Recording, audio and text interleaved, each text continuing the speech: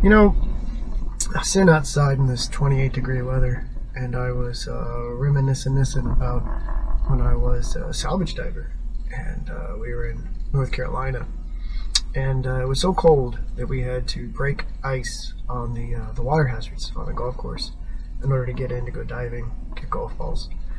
And I didn't have a dry suit because dry suits have to be fitted and they're expensive, so I just didn't have one. I had a semi-dry suit, which it seals at the wrists and the ankles, and it kind of keeps the water in a little better than a wetsuit. So it'll keep you a little warmer. It's not made for freezing cold water. It's not made for an ice bath. But that's all I had. And, you know, I debated not getting in. I debated how uncomfortable this is going to be, but cigars, beer, and Red Bull don't pay for themselves, so, you know, I had to get to work. So I broke ice, and I got in about, you know, above my bits, and let the cold water come in, and I looked over at Billy, who was diving with me that day. I looked over at Billy, and I said, I'm going to have to pee. Because, you know, when you're in a wetsuit, you pee in the suit to stay warm. It's perfectly normal because the wetsuit, the water's going to keep moving through, and hopefully it traps that heat. You warm the water up, keeps your body warm, keeps your body heat locked in. That's the point.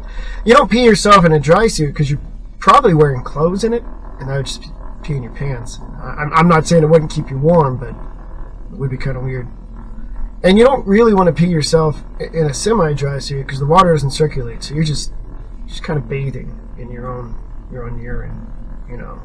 So it's, you know, peeing in a wetsuit's like peeing in the shower because it's just going to wash off. Peeing in a semi-dry suit's like peeing in the bathtub. I mean, yeah, it's mixed in with water, but I ain't going anywhere.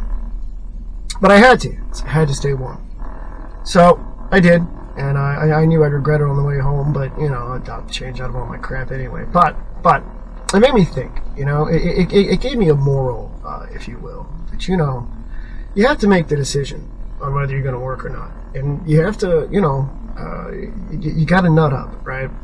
And at the same time, you can decide how your day's going to go. You can decide what kind of mood you're going to be in.